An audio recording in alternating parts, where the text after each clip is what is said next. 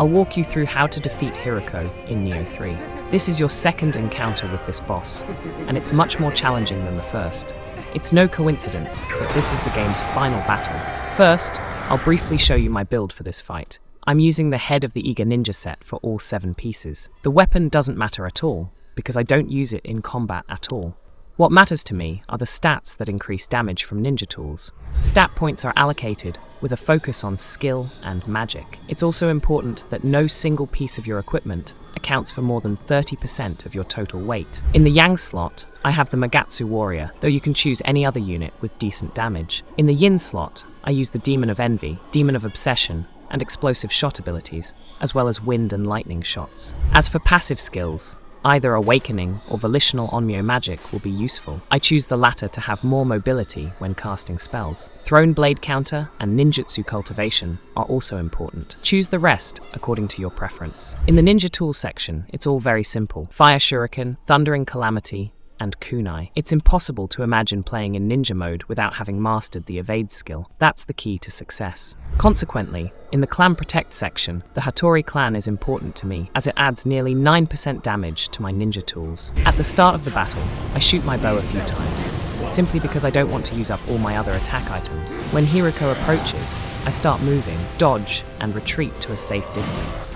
At the start of the fight, I try to set the boss on fire with the Demon of Envy ability, so that he takes additional damage. In this case, it didn't go very well because I missed the fire ring and took damage from it. Usually, I dodge to the side to avoid this attack. When the boss fires his fireballs, I cast Explosive Shot and dodge to the side. From there on, you can just keep throwing your ninja tools at Hiruko while constantly dodging his attacks and keeping your distance. This will get you to the point where the boss switches to ice attacks. When Hiruko jumps at you with his arms crossed, you need to dodge and then dodge again. Dodge twice in quick succession. That way, in most cases, you'll avoid his nasty ice strip attack. Your actions will repeat from here on out. You'll constantly dodge and, in between, throw fire shurikens and kunai. When the boss is at medium range, use Thundering Calamity. It's important to time this right. Use this ability after the boss has finished its attack sequence, and never use it when the boss starts attacking. You need to watch for when Hiruko starts throwing ice kunai at you. Just dodge to the side once, and you'll likely pull off a perfect dodge. When the boss attacks with ice spikes from above,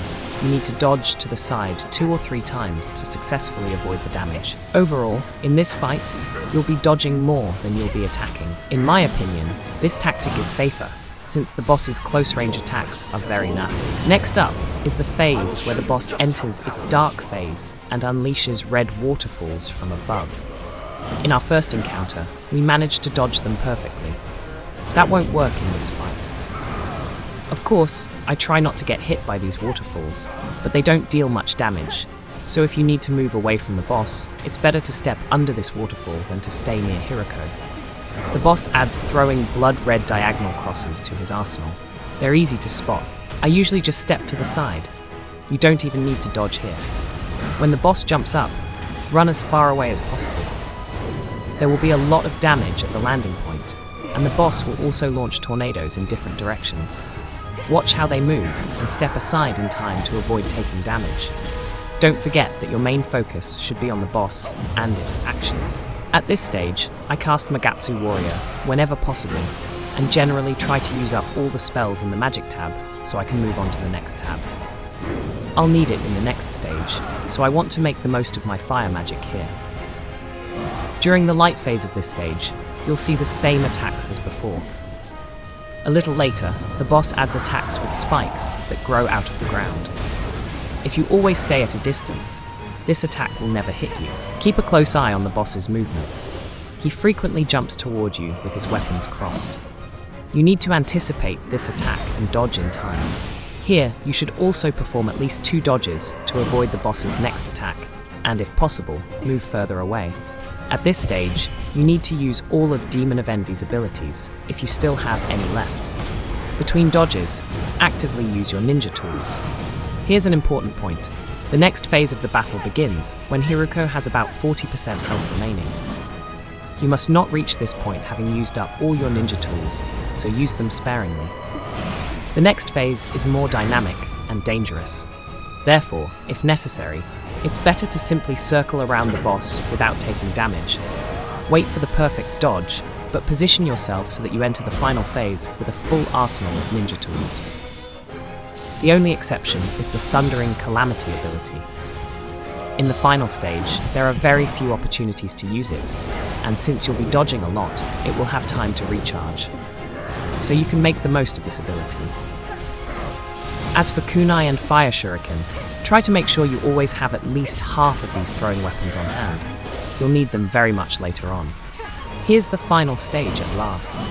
This is the electric stage, and it's the most challenging and very fast-paced. Use the Demon of Obsession ability right from the start of this phase.